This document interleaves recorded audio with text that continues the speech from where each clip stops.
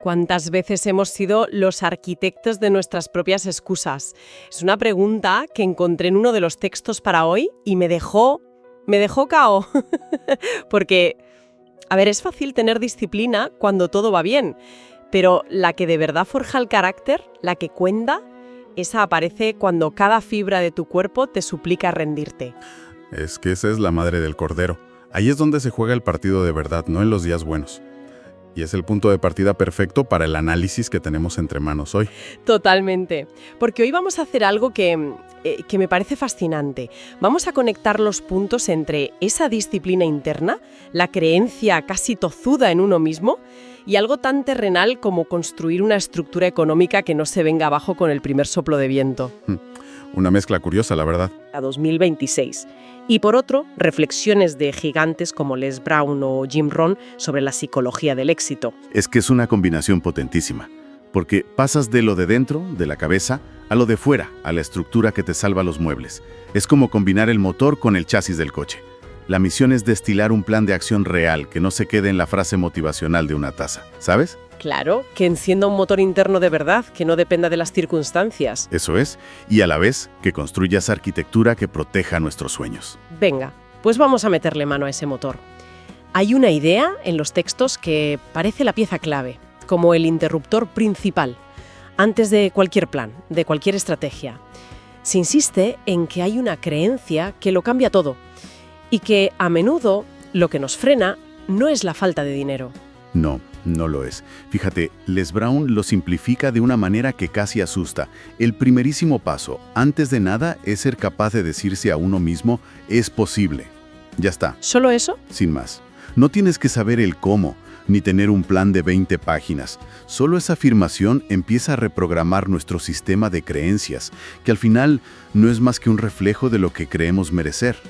La clave que propone es empezar a operar desde la imaginación, no desde la memoria de los fracasos pasados. A ver, eso suena muy bien, pero seamos sinceras, también suena un poco a autoayuda barata, ¿no? En plan, créelo y sucederá. La imaginación es genial, pero la memoria de los fracasos, de las facturas que hay que pagar, esa grita mucho más fuerte. Totalmente. ¿Dan las fuentes alguna pista sobre cómo acallar esa voz? ¿O cómo hacer que esa frase «es posible» no se sienta como una mentira? Es una objeción totalmente lógica, y por eso me encanta que los materiales no se queden ahí, sino que lo ilustren. Usan el ejemplo de Roger Bannister, que es brutal. Durante décadas, la creencia universal, apoyada por la ciencia, por los médicos, era que un ser humano no podía correr 1 milla en menos de 4 minutos. O sea, que se consideraba un límite fisiológico. Exacto, un límite de nuestra especie. Y entonces llega este tipo, en 1954, y...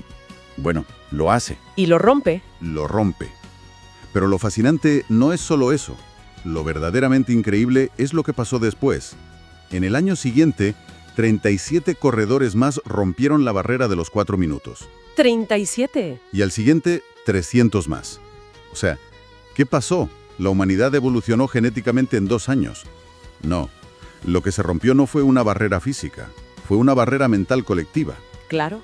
El hecho de que alguien lo hubiera hecho le demostró al resto que era posible. La voz del fracaso se acalló porque había una prueba irrefutable de lo contrario. Saber que es posible para otro te da permiso para creer que es posible para ti. Vale, visto así, la historia de Bannister es la prueba de concepto.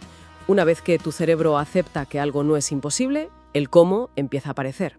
Entonces, si ya tenemos esa primera chispa, esa creencia de que es posible, la siguiente pregunta es obvia. ¿Cómo la sostenemos? Exacto. ¿Cómo demonios sostenemos eso en el tiempo?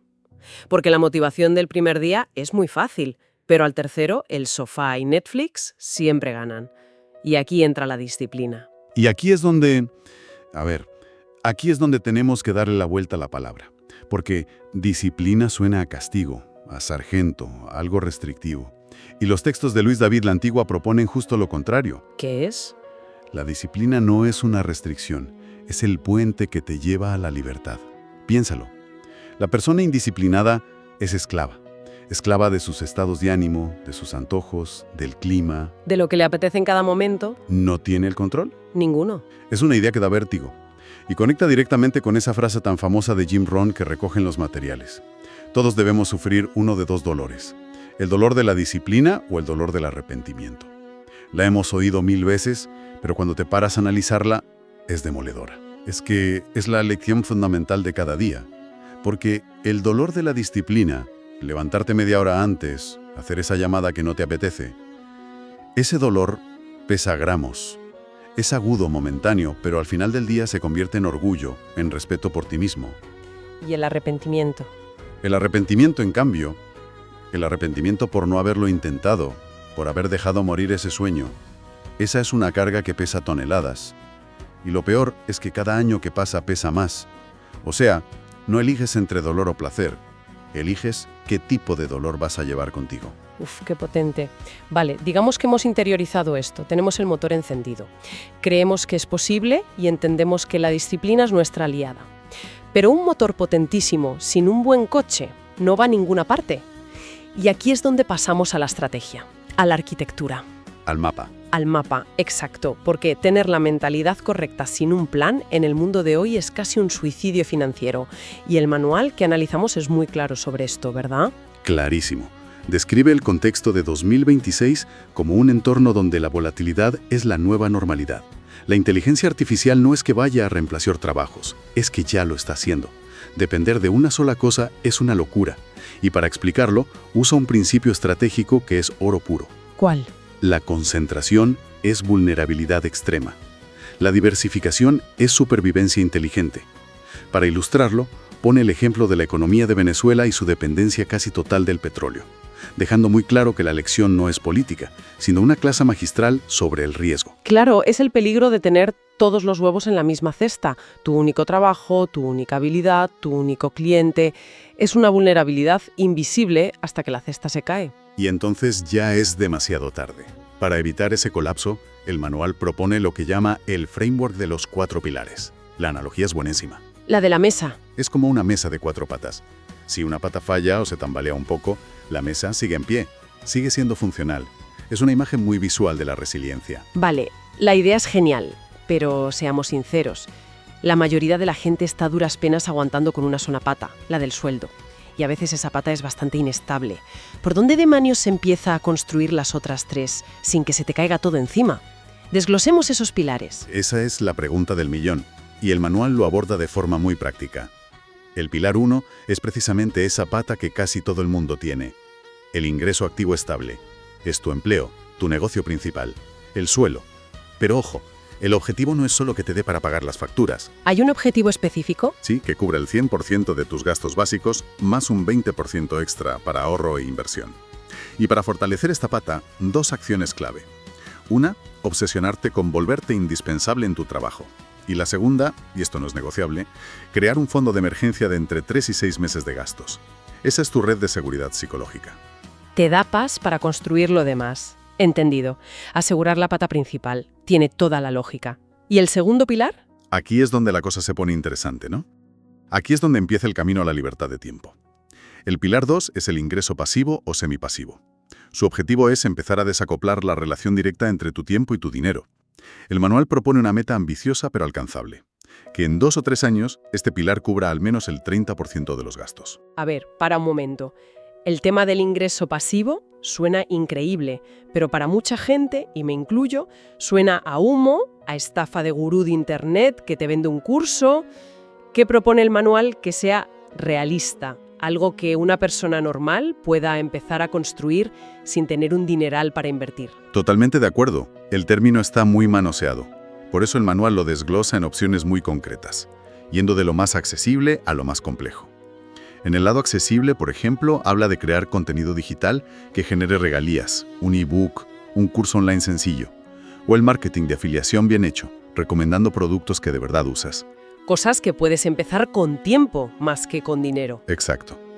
Y luego, claro, menciona opciones más avanzadas como la inversión inmobiliaria, pero deja claro que esas vienen después. La clave es empezar a construir algo, por pequeño que sea. Vale, eso lo hace mucho más tangible. Pilar 3. El pilar 3 es la educación continua en habilidades de alto valor. Esta es tu póliza de seguro contra la obsolescencia. Es la ventaja que nadie te puede quitar, porque vive dentro de ti. Aquí resuena otra vez Jim Rohn con esa frase mítica: trabaja más en ti mismo que en tu trabajo. ¿Y cuál es el objetivo aquí? Invertir un mínimo de 5 horas a la semana, no en ver vídeos aleatorios, sino en aprender de forma deliberada habilidades que el mercado de 2026 valora. El manual las agrupa. Tecnológicas, como saber usar la IA a tu favor, de comunicación, como marketing digital o ventas, y de liderazgo. Vale, los 3 primeros pilares tienen sentido. Tu sueldo, tus proyectos, lo que aprendes, son cosas que más o menos controlas tú. Pero este cuarto pilar, la red de contactos y capital social, siempre me ha parecido el más etéreo y difícil. ¿No depende más de la suerte o de ser extrovertida? Es una percepción muy común, pero el manual lo trata como el gran multiplicador. Es el pilar que acelera a los otros 3. Las mejores oportunidades, los mejores socios, no están en portales de empleo, se mueven en círculos de confianza. Y no depende de la suerte. Ron decía, eres el promedio de las 5 personas con las que más tiempo pasas. Hay que construir esa red de forma deliberada, entonces. Deliberada y estratégica. Identificar mentores, conectar con gente a tu nivel. Y lo más importante, que es un error que comete todo el mundo. Tienes que construir la red antes de necesitarla. Cavar el pozo antes de tener sed. El framework es clarísimo y la analogía de la mesa es perfecta. Tienes la mentalidad y tienes la arquitectura. Pero aquí viene el momento de la verdad. Todos conocemos a alguien o somos esa persona que tiene la estantería llena de libros sobre esto. Pero su vida sigue exactamente igual. Porque saber el plan no cambia nada. Nada. La ejecución lo es todo. Y ahí es donde la mayoría nos atascamos. Por eso mismo, me parece genial que una de las fuentes sobre disciplina no se quede en la teoría y proponga una acción inmediata. Un rompehielos para vencer esa inercia. Es algo muy simple, pero psicológicamente muy potente. La propuesta es, elige una sola cosa, por pequeña que sea, que lleves tiempo postergando. Puede ser ordenar ese cajón desastre, hacer esa llamada incómoda. Escribir el primer párrafo de ese proyecto. Exacto. Y la clave es hacerla ahora. No mañana ni después de comer. Ahora mismo. El objetivo, supongo, es sentir la resistencia y vencerla. Exactamente. El objetivo del ejercicio es sentir la resistencia de tu mente. Esa voz que te dice mejor luego, y aplastarla con la acción pura. Ese pequeño acto de obediencia a tu propia voluntad, como lo llama el texto, es el primer entrenamiento para el músculo de la disciplina. Es demostrarte a ti mismo quién manda. Es como la primera dominada en el gimnasio. Cuesta un infierno, pero una vez que la haces, algo cambia. Y para seguir progresando, supongo que es crucial conocer las trampas, los errores típicos. Desde luego. El manual de los 4 pilares dedica una sección entera a los errores que sabotean la ejecución. El primero es intentar fortalecer los 4 pilares a la vez. Culpable. El clásico subidón de motivación de año nuevo que te lleva a apuntarte al gimnasio, empezar a estudiar chino y lanzar un podcast el mismo día. Dura una semana. Es que es un error de libro. Dispersas tu energía y no consigues nada. La solución que se propone es mucho más inteligente. Foco total. Elige tu pilar más débil y dedícale toda tu atención durante 30 a 90 días. Solo uno. Hasta que veas un progreso real. ¿Tiene sentido? ¿El segundo error? El perfeccionismo. La famosa parálisis por análisis. No lanzar el proyecto hasta que esté perfecto. No contactar con nadie hasta tener el discurso perfecto. Que al final significa no hacer nada nunca. Exacto, porque la perfección no existe.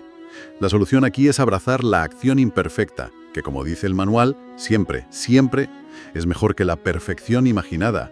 Es mejor tener un producto mediocre en el mercado que una obra maestra en tu cabeza. Y el tercero, que creo que es la enfermedad de nuestra generación, consumir información sin parar, pero no ejecutar nada. Totalmente.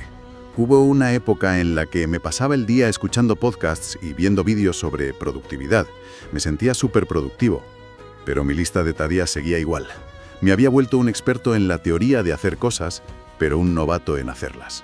Para evitar esto, hay una regla de oro que se extrae de los materiales, y es brutalmente simple. Una proporción de 1 a 3. 1 a 3. Por cada hora que pasas aprendiendo algo, tienes que dedicarle 3 a ponerlo en práctica. Si no, solo eres un coleccionista de información. 1 hora de aprendizaje, 3 de ejecución. Me lo apunto. Bueno, creo que el recorrido ha sido completísimo. Empezamos con el motor interno, con esa decisión casi existencial de creer que es posible, un motor que se alimenta con el combustible de la disciplina diaria. Entendida no como un castigo, sino como el único camino real hacia la libertad. Exacto. Y sobre esos cimientos mentales hemos construido la arquitectura externa. Esa mesa de 4 pilares: ingreso activo, pasivo, educación continua y red de contactos, que nos da una plataforma para crecer en este mundo tan incierto. Para cerrar, hay una imagen en las fuentes que me ha dejado helada. Proviene de una reflexión de Howard Thurman, que fue mentor de Martin Luther King Jr. Y de verdad que te obliga a pararte a pensar. Es una imagen que te sacude. Te pide que imagines por un momento que estás en tu lecho de muerte. Y de pie, alrededor de tu cama, están los fantasmas de los sueños, las ideas, las habilidades y los talentos que la vida te dio. Pero por la razón que sea, nunca actuaste sobre esas ideas, nunca usaste esos talentos. Nunca perseguiste esos sueños. Y ahí están los fantasmas, mirándote con ojos grandes y enfadados, diciendo: vinimos a ti y solo tú podrías habernos dado vida. Y ahora debemos morir contigo para siempre. La pregunta que queda flotando en el aire y con la que creo que debemos terminar es inevitable? Si hoy fuera el último día, ¿qué sueños, qué ideas, qué talentos morirían con la persona que nos escucha? ¿Cuántas veces has sido el arquitecto de tus propias excusas? Es fácil ser disciplinado cuando el sol brilla, cuando tienes dinero en el bolsillo y cuando la motivación te desborda el pecho. Pero la verdadera disciplina, la que construye imperios y forja el carácter, no aparece en los días buenos. La verdadera disciplina es la capacidad de darte una orden a ti mismo y cumplirla cuando cada fibra de tu cuerpo te suplica que te rindas. Si ayer hablamos de creer en ti como una decisión, hoy vamos a hablar de cómo sostener esa decisión cuando el peso del mundo intenta aplastarte. No busques más motivación externa. Hoy vamos a encender el motor interno que no depende de las circunstancias. ¿Estás cansado? ¿Te sientes agotado de empezar de cero una y otra vez? Ese ciclo de entusiasmo el lunes y abandonar el jueves está destruyendo tu respeto propio. La postergación no es pereza, es miedo disfrazado de comodidad. Tienes miedo de descubrir que incluso dándolo todo podrías fallar. Por eso prefieres no intentarlo de verdad. Pero ese refugio de comodidad es en realidad una celda. La inseguridad que sientes al mirar hacia el futuro nace de la falta de orden en tu presente. No te falta talento, te falta la estructura que protege ese talento del caos de tus emociones. La falta de enfoque es simplemente el síntoma de una mente que no ha aprendido a obedecer a su propio dueño. Jim Rohn nos dejó una brújula invaluable cuando dijo: todos debemos sufrir uno de 2 dolores, el dolor de la disciplina o el dolor del arrepentimiento. La diferencia es que la disciplina pesa onzas, mientras que el arrepentimiento pesa toneladas. Esta no es una frase para colgar en la pared, es una sentencia de vida. El dolor de levantarte temprano, de decir no a esa distracción o de estudiar cuando preferirías dormir, es un dolor momentáneo que se transforma en orgullo al final del día. El arrepentimiento, en cambio, es una carga que se vuelve más pesada con cada año que pasa. La disciplina de la disciplina consiste en entender que el esfuerzo de hoy es el pago por la libertad de mañana. La mayoría de la gente confunde la disciplina con un castigo, lo ven como una restricción de su libertad. Pero la realidad es exactamente lo contrario. Solo el hombre disciplinado es libre. El hombre indisciplinado es un esclavo de sus estados de ánimo, de sus antojos y de las opiniones de los demás. Como decía Rohn, la disciplina es el fundamento sobre el cual se construye todo éxito. La falta de disciplina lleva inevitablemente al fracaso. Y el fracaso no llega en un gran evento catastrófico, llega en pequeñas negligencias diarias. El fracaso es simplemente unos pocos errores de juicio repetidos todos los días. La disciplina es simplemente unas pocas disciplinas practicadas todos los días. Tienes que entender que tu mente es como un jardín. Si no plantas flores de forma consciente y las cuidas con disciplina, las malas hierbas crecerán solas. No necesito invitación, solo necesito tu negligencia. Tu carácter se cultiva en los momentos de soledad, cuando nadie te mira, cuando tienes la opción de tomar el camino fácil o el camino correcto. Cada vez que eliges lo correcto por encima de lo fácil, tu identidad se fortalece. Cada vez que eliges la disciplina, le digo, estás a tu subconsciente, yo tengo el control. Yo soy el soberano de mi tiempo. Yo soy digno de los resultados que busco. Hoy quiero que hagas una declaración de poder. Repite esto para ti, no con la voz, sino con la voluntad. Yo no soy esclavo de mis sentimientos. Yo soy el arquitecto de mi rutina. Mi palabra conmigo mismo es ley. No necesito que el camino sea fácil. Solo necesito que sea posible, y yo haré que suceda. Mi disciplina no es una carga, es el escudo que protege mis sueños.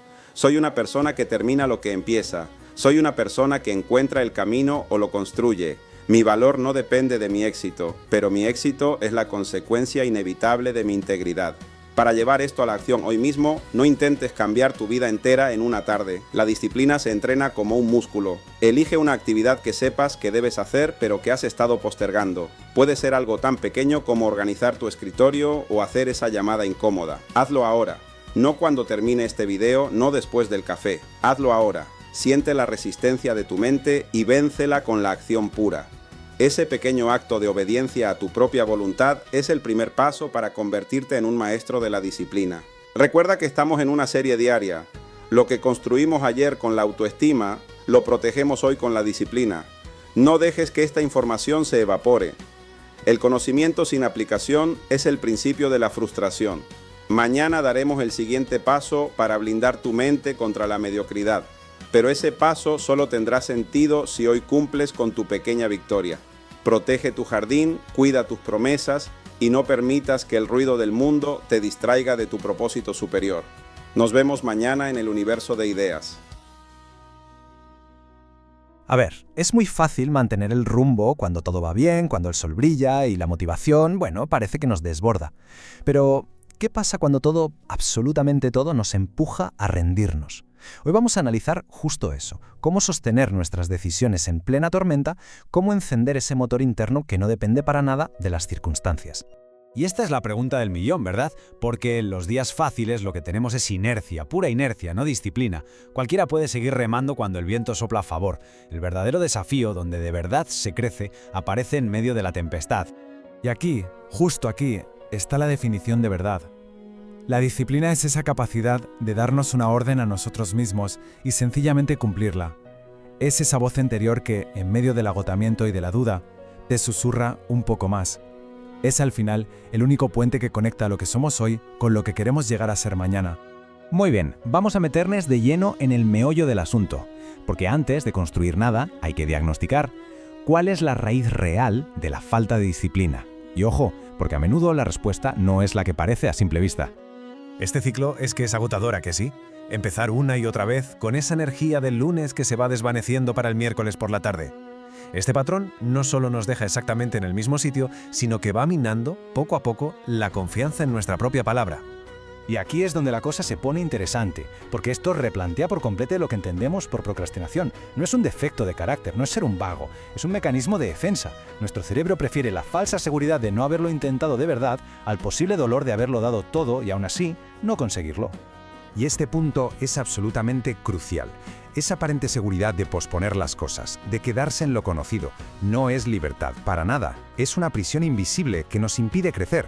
De hecho, la inseguridad que sentimos sobre el futuro nace precisamente de esa falta de orden en nuestro presente. Y todo esto nos lleva a una elección fundamental, un concepto que, si se entiende bien, lo cambia todo. No se trata de evitar el dolor, eso es imposible. Se trata de elegir conscientemente qué dolor estamos dispuestos a experimentar. Porque seamos sinceros, el dolor es inevitable. Crecer duele, pero quedarse estancado también duele, y mucho. La vida en esencia nos va a presentar dolor. La única libertad que tenemos es la de elegir la fuente de ese sufrimiento.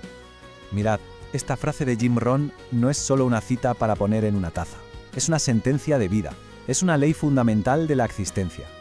Cada día, con cada pequeña decisión, estamos eligiendo qué tipo de peso vamos a cargar en el futuro.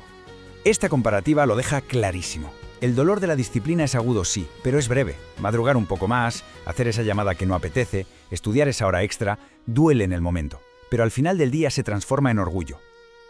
En cambio, el arrepentimiento es un dolor sordo, constante, que crece con el tiempo, como una carga que se va haciendo más y más pesada cada año que pasa. Vale, pasemos ahora a ver cómo todo esto cambia por completo nuestra idea de lo que es la libertad. Vamos a desmontar uno de los mayores malentendidos que existen sobre la autodisciplina. Es una idea súper extendida, ¿verdad? Pensar que ser disciplinado es restringirse, es limitar las opciones, es vivir una vida como aburrida y rígida. Pero, ¿es eso cierto? ¿De verdad es así? Pues la realidad es justo la contraria. La persona indisciplinada es, en realidad, una esclava. de sus estados de ánimo, de sus antojos, de la gratificación instantánea. Su día lo dictan sus impulsos. En cambio, la persona disciplinada es la única que es verdaderamente libre, porque tiene el poder de elegir sus acciones sin ser un rehén de sus sentimientos pasajeros. Tanto el éxito como el fracaso se construyen con los mismos ladrillos. ¿Sabéis? Con las pequeñas decisiones diarias. No se llega al fracaso de un solo golpe, sino por una acumulación de pequeñas negligencias. Y del mismo modo, el éxito se construye con pequeñas disciplinas, practicadas un día y otro y otro. Vamos a usar ahora una metáfora muy potente para entender cómo la disciplina moldea de forma activa nuestro carácter y nuestra propia identidad. Simple, ¿verdad? Pero increíblemente profundo. Nuestro espacio mental no es un lugar pasivo, es un terreno fértil que responde a cómo lo tratamos. Y aquí está la clave de todo, las malas hierbas. Es decir, los malos hábitos, los pensamientos negativos, no necesitan invitación, crecen solos con la simple negligencia. Para tener un jardín mental lleno de cosas positivas, se necesita un esfuerzo consciente y disciplinado para plantar las semillas correctas y cuidarlas cada día. Cada vez que elegimos hacer lo correcto por encima de lo fácil, cada vez que cumplimos una pequeña promesa que nos hemos hecho, estamos reafirmando nuestra propia soberanía. Le estamos enseñando a nuestra mente que quien manda no es el impulso del momento, sino nuestra voluntad a largo plazo. Muy bien, hemos visto la filosofía, ahora toca pasar a la acción. Porque, seamos claros, el conocimiento que no se aplica no sirva para nada.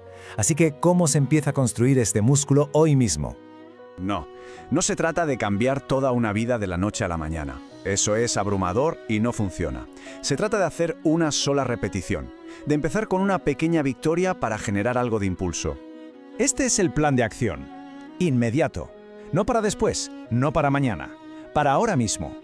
Puede ser algo tan pequeño como ordenar el escritorio o hacer esa llamada incómoda. La clave es sentir la resistencia, esa vocecilla que dice «luego» y simplemente actuar. Vencer la inercia con puro movimiento. Por favor, no subestimemos el poder de esta pequeña victoria. Es la prueba de que es posible ganarle la batalla a la inercia. Es el primer ladrillo sobre el que se construye una auténtica fortaleza de autodisciplina y sobre todo de respeto por uno mismo. Y terminamos con esta pregunta. Y no es una pregunta retórica, es una llamada a la acción. La disciplina no es un concepto abstracto que flota en el aire, es una promesa cumplida. Se empieza con una. Solo una. Así que, ¿cuál va a ser?